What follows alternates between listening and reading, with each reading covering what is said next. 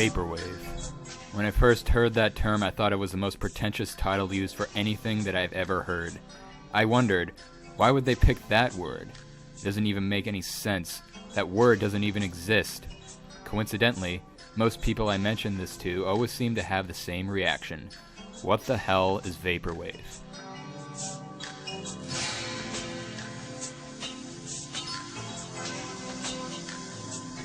Well, let me begin. Vaporwave is a genre of music that originated on internet forums such as Tumblr and Reddit in the early 2010s. It distinctively has no set location as to where it originated, as it started online, making it the first genre of music to be completely globalized.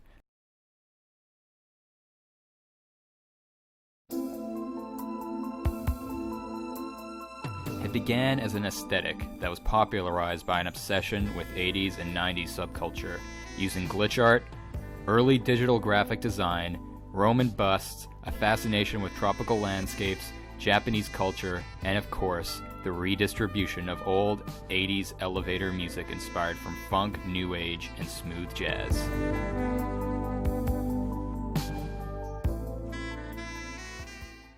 This all began in 2010, when two seemingly random albums with two distinctively different styles merged together to create what we now call Vaporwave. An experimental electronic artist, Daniel Lopatin, known by his pseudonym 10tricks.never, released a humorous mixtape online under the alter ego Chuck Person with Echo Jams 1, a series of repetitive 80s hits that were slowed down and spliced apart, usually repeating themselves on the same chorus throughout the entire song. It was described by Lopatin to be just a simple joke and was something he did just for fun. Regardless, it became a small internet sensation.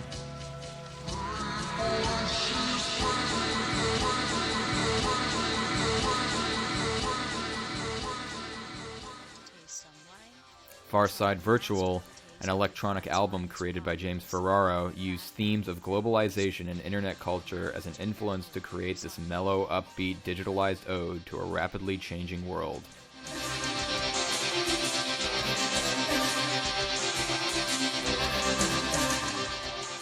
These two drastically different styles merged together with a strange, largely unknown release titled Floral Shop in late 2011.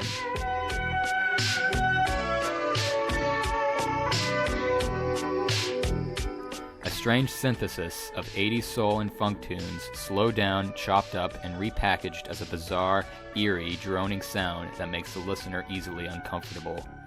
It quickly popularized, making the artist Vectroid under the pseudonym Macintosh Plus, who was known already for having a large number of aliases for several other independent releases, gather a small niche market for anyone who liked bizarre 80s elevator music.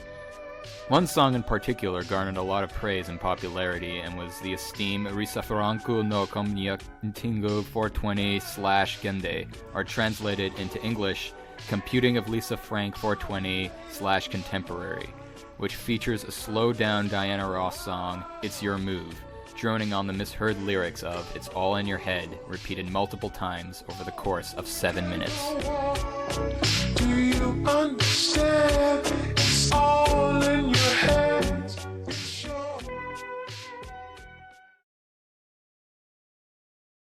I first listened to Floral Shop in 2014.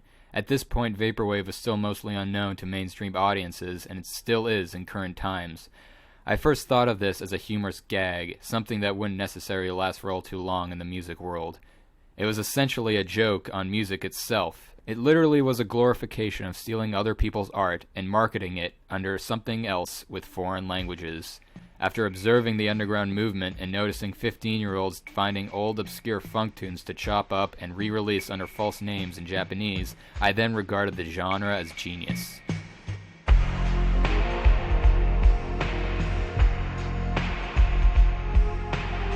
Going on Bandcamp and looking under the Vaporwave genre tag, you will find hundreds, if not thousands, of obscure, bizarre pieces of slowed-down, stolen music, mostly made by young adolescents in the basements of their suburban homes all across the world.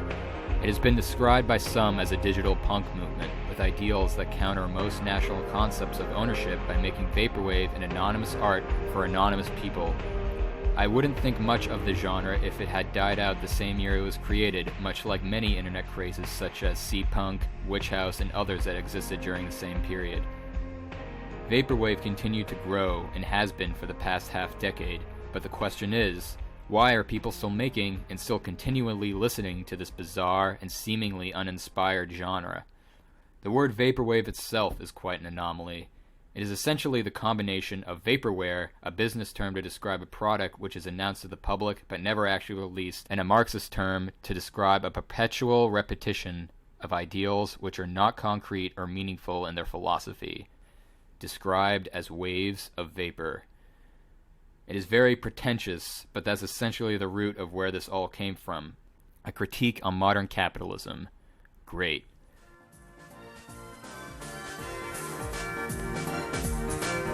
In 2012, a producer under the pseudonym Internet Club released multiple albums that delved into this theme of capitalism, with releases like Modern Business Collection and Vanishing Vision, all of which borrowed elements from Floral Shop to create a counterculture that, instead of rejecting corporate ideals, embraced them.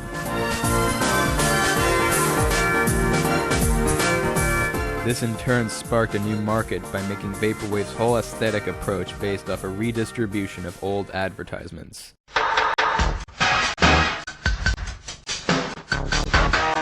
This ideal for the genre continued to dominate the tone of most Vaporwave releases, with notable artists such as Corp and others.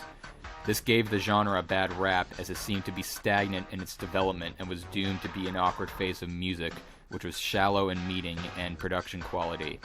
Eventually, most releases were horribly put together messes just to undermine the true essence of what this genre was about.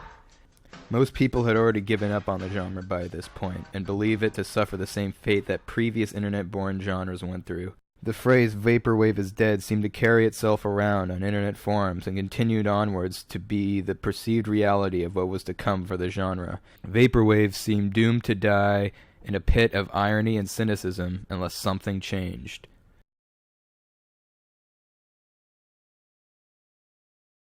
There had been a growing number of artists during 2012 and 2013 making albums mimicking the same sound of early Vaporwave, but refraining from delving into the overused theme of capitalism and 80s nostalgia.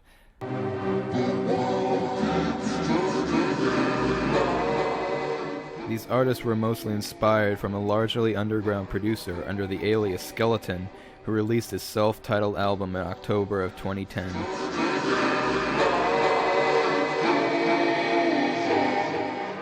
It was a collection of spooky, slowed-down songs that influenced a new wave of artists, all of which challenged the preconceived notion that Vaporwave only had one style and one overarching goal. They succeeded. Blank Banshee, a Canadian producer, redefined the genre by adding a trap influence with his self-released album, Blank Banshee Zero, a remix of obscure new age songs with trap beats and heavy bass drops.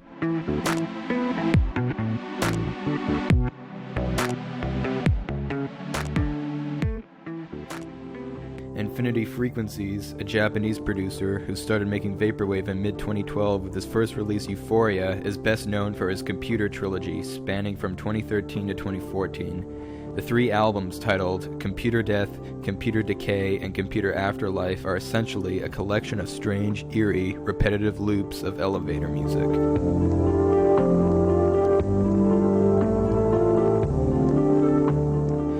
The off-putting sounds reflect a sense of emptiness and sterility, a reflection of the soulless existence of modern technology. Echo Virtual, a distinctively anonymous artist, made Atmospheres 1 in January of 2013, a whole album that combines samples and with completely original music that mimicked the sounds normally heard on a weather channel.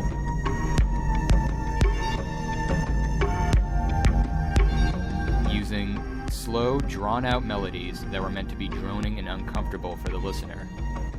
It grew in popularity, and the artist remained anonymous, stating that the whole appeal of Vaporwave is its use of remaining unknown, that in a world where nothing is private, it is refreshing to find something that feels like it was found in the dumpster of a thrift shop, where it does not matter where it came from or who made it, but only that it takes you elsewhere, somewhere distant from reality.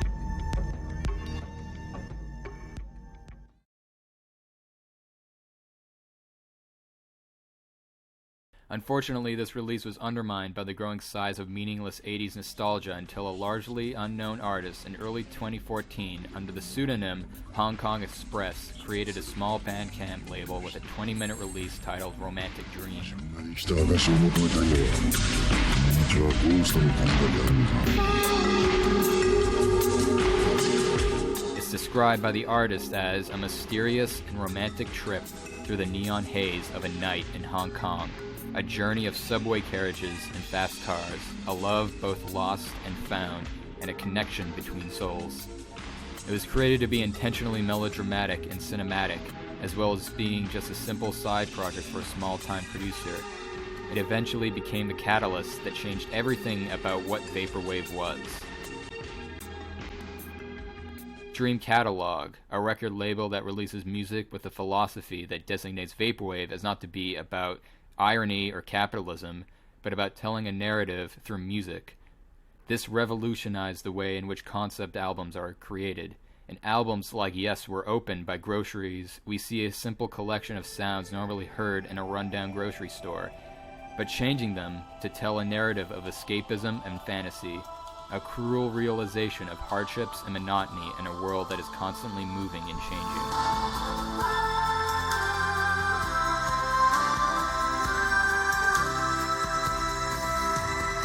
Dream Catalog currently has over 95 releases, all of which tell stories of melancholic dreams or escapism to a distant world, free of isolation and loneliness. The label has helped usher in a new wave of prolific artists that have been pushing the genre in a direction of positive growth, showcasing that Vaporwave is not dead, but simply reborn. Artists like Golden Living Room, an independent musician who is notable for creating slow, atmospheric ambient music with actual instruments, released Welcome Home on the label.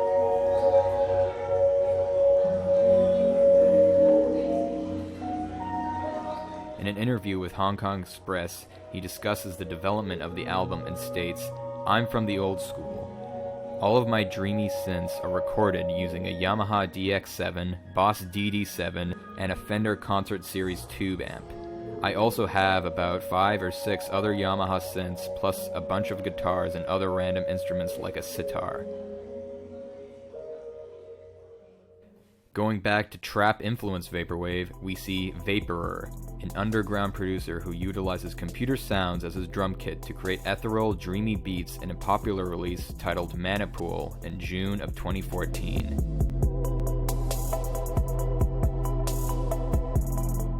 It pushed the boundaries of the genre into a more mainstream, conventional style that can be easily appreciated by casual listeners.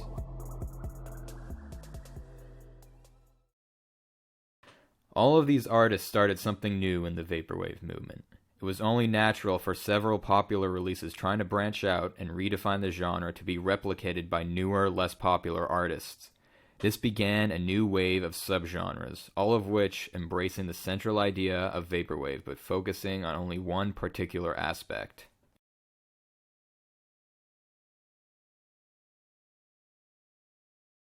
Probably the most popular of the Vaporwave subgenres, Future Funk, originated in 2012 with several underground releases that mimicked a kind of upbeat, funky groove with a Vaporwave twist. It was heavily influenced by new disco, bringing in a new style of futurism and contemporary music. It was officially branded as its own genre when a young producer under the alias Saint Pepsi released Hit Vibes in May of 2013.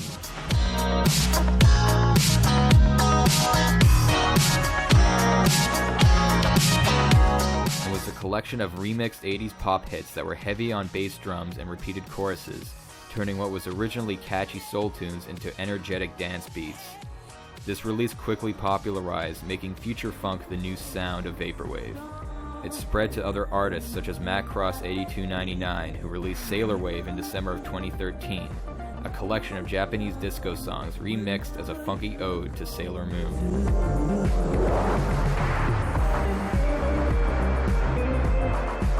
Young Bay, a young producer originating from Portland, Oregon, released his sophomore album Bay in July of 2014, a collection of Japanese pop songs remixed with heavy drum and bass and a large amount of reverb.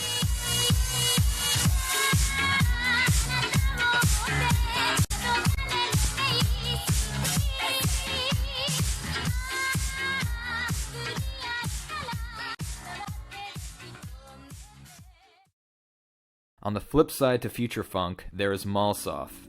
It is essentially the glorification of utilizing elevator music as its main inspiration. It relies heavily on a lot of reverb and making the music feel a part of a certain diegesis for a certain location. It was deemed Malsoft because of the growing number of releases, particularly in 2013, of music sounded like it was recorded from a shopping mall.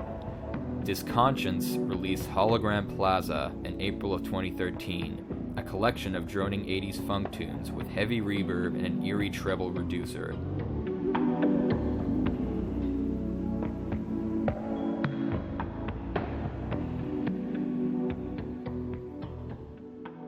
This was the release that popularized the genre and made Malsoft a distinct branch of this vast art movement.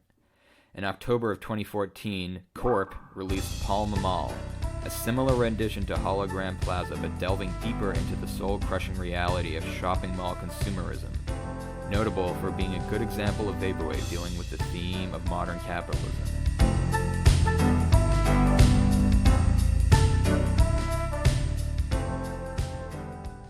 Vanity, a producer known for several releases on Dream Catalog, released Plaza on the label in early 2015, a collection of drawn-out smooth jazz tunes, creating a sensation of late-night wandering, a journey through a desolate plaza all alone.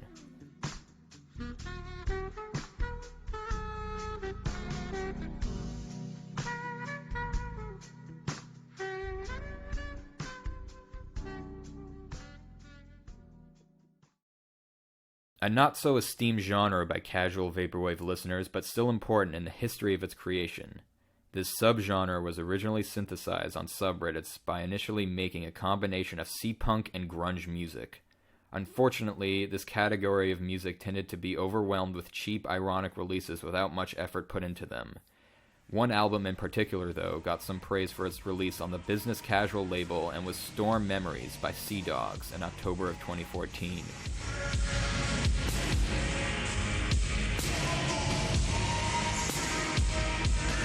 The effect is essentially digitalized noise to mimic the sounds of the ocean and of early 90s alternative rock similar to Sonic Youth or My Bloody Valentine. It puts the listener in a trance while simultaneously creating a bizarre, droning sense of unease. It is not just the sounds of the ocean, but the very being of it.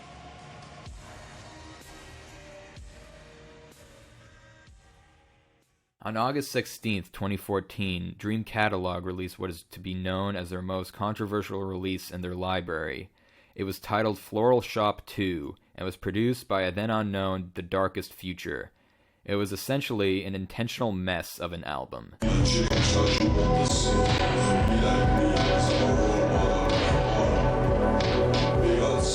There was a split decision between fans of the genre and resulted in many online debates about whether or not this album was complete shit or genius.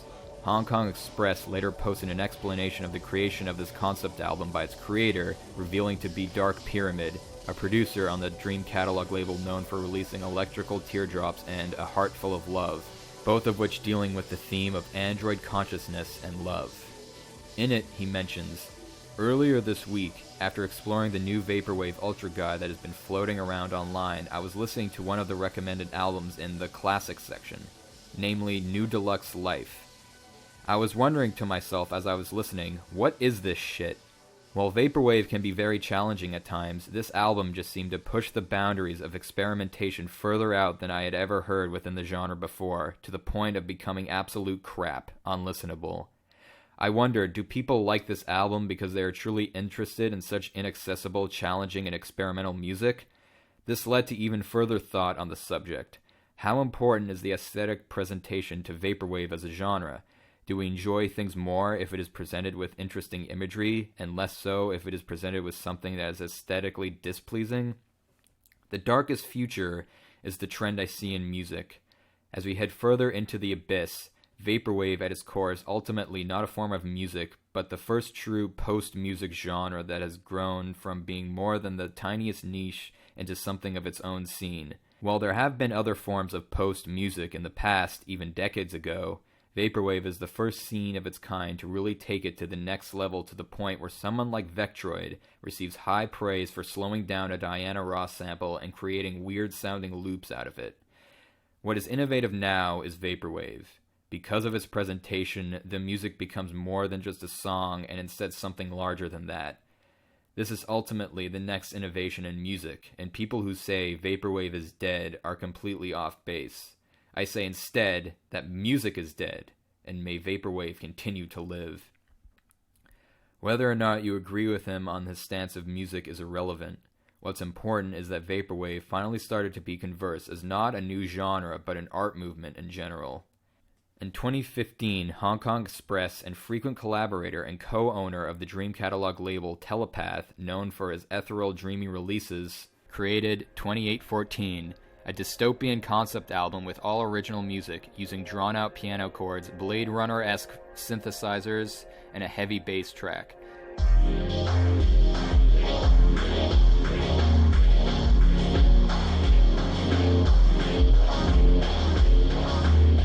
This release has slowly become the essential Vaporwave album, hopefully taking over the role Floral Shop has dominated for several years, furthering that Vaporwave is not a joke, but a legitimate art form.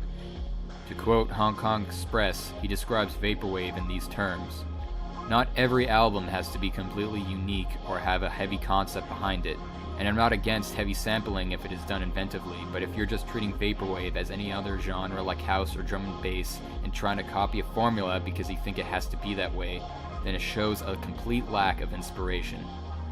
I think the most important thing to aim for in Vaporwave as a producer is to make something cinematic in effect. Make the listener feel inexplainable feelings, which is helped by the surreality of the music. Culture is so fast-paced now that all this music is just passing noise, disposable almost, and I like that aspect of it a lot. I love going on SoundCloud and just listening to the stream, knowing I may never hear these songs again, and they will just disappear into the wind."